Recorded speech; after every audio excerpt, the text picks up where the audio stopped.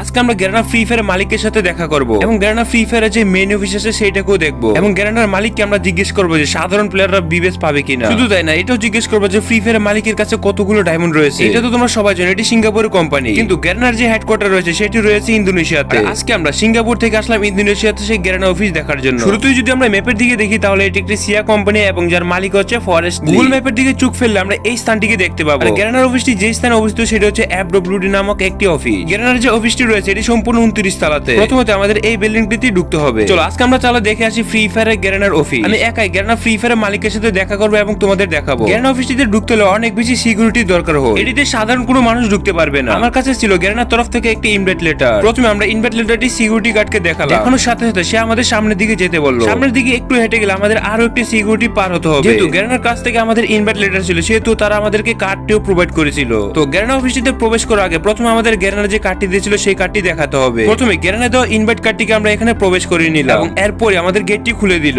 এখন আমাদের সামনের দিকে যেতে হবে 29 তলা। এই বিল্ডিংটিতে আমি সম্পূর্ণটাই নতুন, আর সেজন্য গ্যারেনা ফ্রি ফায়ার এক কর্মকর্তা আমাকে দেখিয়ে দিচ্ছে সবকিছু। ওকে লেটস গো, আমরা অলরেডি চলে আসলাম 29 তলাতে। আর এখানে 29 তলার যে ফ্ল্যাটটি রয়েছে এটি সম্পূর্ণই গ্যারেনা। আর এখন অন্য কেউ যদি গ্যারেনা অফিসে প্রবেশ করতে না পারে সেজন্য আমাদের কার্ডটি দেখাতে হবে। আর এখন কার্ডটি দেখানোর সাথে সাথে আমাদের গ্যারেনা অফিসটি খুলে গেল। এখানে ঢোকার সাথে সাথে দেখতে পারতেছি একজন কর্মকর্তা কাজ করতেছে। যাই হোক, তার কাজ সে করুক, আমরা আমাদের কাজ করব। প্রথমে আমাদের গ্যারেনার মালিককে খুঁজে বের করতে হবে, কারণ আমাদের মেইন কাজ হচ্ছে গ্যারেনার যে মালিক আছে সেই মালিককে আমাদেরকে বিবেচ দিতে পারবে নাকি না। চারদিক দিয়ে তাকালে বুঝে এই বিল্ডিংটি আসলেই অনেক বড়। এই গেটটিকে ওপেন করার সাথে সাথে আমরা দেখতে পাচ্ছি এখানে অনেকগুলো প্লে বাটন রাখা আছে। চলো দেখে আসি প্লে বাটন গুলো আসলে কোন কোন দেশের। সামনের দিকে দেখা যাচ্ছে golden play button, silver play button অনেকগুলি আছে। ও এটা হচ্ছে ইন্দোনেশিয়ার মনে হয়। এখানে ইন্দোনেশিয়া লেখা আছে, যেখানে 1 মিলিয়ন উপলক্ষে গ্যারেনাকে দিয়েছে ইউটিউব। সাথে দেখতে পাচ্ছি আরো একটি গোল্ডেন প্লে বাটন। এই যে প্লে বাটনটি রয়েছে এটি আসলে মিডল ইস্টের একটি প্লে বাটন। তখন ওই চ্যানেলে 1 মিলিয়ন সাবস্ক্রাইবার, আর তখন গ্যারেনাকে এটি ইউটিউব উপহার। এখানে আমরা এটি দেখতে পাচ্ছি গ্যারেনার যতগুলো অ্যাচিভমেন্ট রয়েছে সবগুলো অ্যাচিভমেন্টই রয়েছে। আর অ্যাচিভমেন্ট গুলো সামনে সাজিয়ে রাখার কারণ হচ্ছে এগুলো যাতে অন্যরা দেখতে পারে। দেখো তো মনে হচ্ছে এখানে অনেকগুলো কম্পিউটার রাখা। মনে হয় গ্যারেনা ফ্রি ফায়ারে এই কম্পিউটার গুলোতে হিপ হপ বা সাকুরা বান্ডেল ডিজাইন করেছিল। শুধু তাই না, ইভেন্ট দিলে মনে হয় এইখান থেকে দেই। আমি অনেক সকাল সকাল অফিসে চলে আসলাম, আর সেই জন্য অফিসে কর্মকর্তা সবাই নেই। এখানে শুধুমাত্র কয়েকজন কর্মকর্তারাই কাজ করতেছে।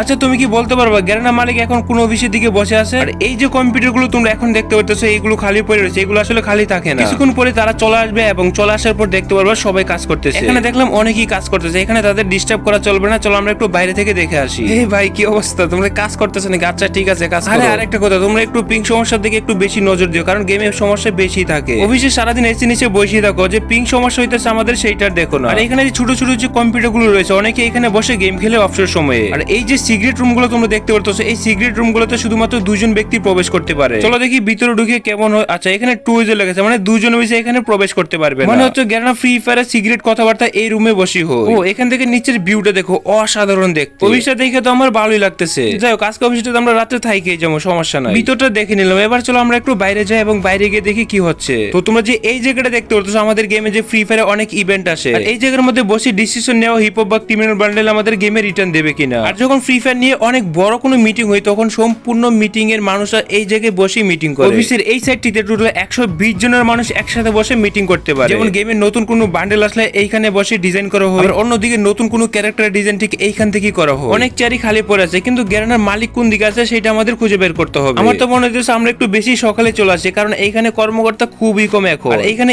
এই যে রুমগুলো দেখতে পারতেছো, এই রুমগুলোতে আসলে গ্যারেনা কোন রেয়ার ইভেন্টের বাস দিয়ে দেবে সেইটাই বিবেচনা করে। হিপ হপ দেওয়ার সময় গ্যারেনা এইখান থেকে ডিসিশন নিছিল আসলে হিপ হপকে সবাইকে দিয়ে দিব নাকি শুধুমাত্র কয়েকজন প্লেয়ারকে দিব। যাদের কাছে আগে থেকে হিপ হপ ছিল তারা অনেক বেশি গেমে অ্যাটিটিউড দেখায়, আর তখন চিন্তা করলো সবাইকে হিপ হপ দিয়ে দেওয়া যাক, সমস্যা নাই। যাই হোক, আমরা তো পুরো বিল্ডিং প্রায় খুঁজে ফেলতেছি, কিন্তু গ্যারেনা মালিককে আমরা অনেকক্ষণ ধরে খুঁজে পাইতেছি না। আমাদের এইটা বলছিল যে অফিস টাইমে না আসলে আমার সাথে তুমি দেখাই করতে পারবে না। 29 তলা আমাদের একটু নিচের দিকে যেতে হবে, তাহলে আমরা একটু গ্যারেনা মালিকের সাথে দেখা করতে পারবো। আচ্ছা ভাই তুমি কি জানো আসলে গ্যারেনা মালিক কোন দিকে থাকে? আচ্ছা ঠিক আছে তোমার বলতে হবে না, আমরা একটু খুঁজে বের করে নিব আসলে সে কোন দিকে আছে। চলো হয়তো নিচের দিকে আরো নতুন কিছু দেখতে পারবো, চলো ওইগুলোই দেখে আসি।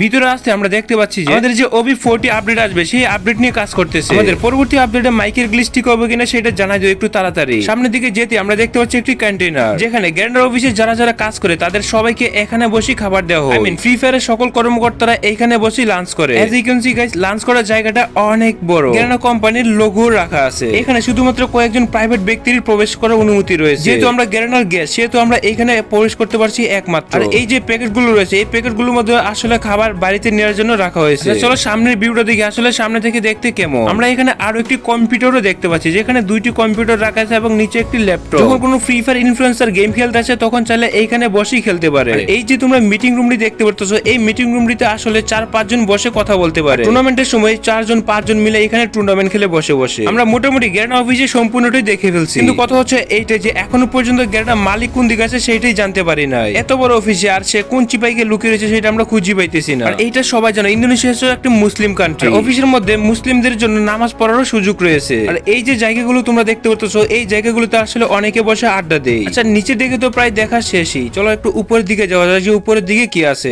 ও এত বড় বিল্ডিং এর ভিতরে গাছ রয়েছে, গাছ কিভাবে জন্মালো এখানে? এবং উপরের দিকে গেলে আমরা এইটা দেখতে পাবো যে ফ্রি ফায়ারের সাথে যে বড় বড় কোম্পানি কোলাবরেশন হয়, তখন কোলাবরেশনের মিটিং গুলো ঠিক এই দিকেই করা হয়। যেহেতু গ্যারেনা অফিসটিতে আমরা অনেক দূর থেকে আসলাম, সেহেতু আমাদের সম্পূর্ণটা দেখেই বেরোতে হবে। চলো এবার একটু সামনের দিকে যাই এবং সামনের দিকে কি আছে এইটাও দেখে নেই। দেখো এখানে সামনের দিকে সুন্দর একটা পরিবেশ দেখা যেতেছে। ও দারুণ, ভিতরে কেউ আছে, মনে হয় ভিতরে কেউ কাজ করতেছে। ও গেমের ডেভেলপাররা নতুন কিছু আনবে কিনা সেটা নিয়ে চিন্তা করতেছে। আচ্ছা চিন্তা করো তোমরা, আমি তাহলে একটু সামনের দিকে দেখে আসি। এই জায়গাটি এই জন্য রাখা আছে যখন অফিসের মানুষরা অনেক বেশি টায়ার্ড ফিল করে, এখানে এসে চাইলে অফিসের কর্মকর্তারা রেস্ট নিতে পারে। যাই হোক একটু সামনের দিকে যেতে থাকি, দেখি সামনের দিকে অন্য কিছু পাওয়া যায় কিনা। ওটিতে ছিল একটি গ্যারেনার অফিস, চলো আমরা গ্যারেনার সাব রুমটিও দেখে নিই। ফ্রি ফায়ার একটি বড় গেম, এখানে যেখানে প্রত্যেক দিন কোটি কোটি মানুষ গেম খেলে। গেমের মধ্যে যে ডাটাগুলো এন্ট্রি করা হয়, যে ড্রেস আপ তৈরি হয়, সেগুলো ড্রেস আপের তৈরি ড্রেস আপ এবং আইডি গুলো এই দিকে রাখা হয়। এই সার্ভার রুমটিতে কেউ প্রবেশ করতে পারে না, আমি নিজেও প্রবেশ করি না। এখন যে সার্ভার রুমটি দেখতে পারতেছো, এটি অন্য একটি ক্রিয়েটর থেকে নেওয়া। কথা হলো যে এটি নাকি একটি গ্যারেনার সার্ভার রুম, যেখানে গ্যারেনার সমস্ত আইডি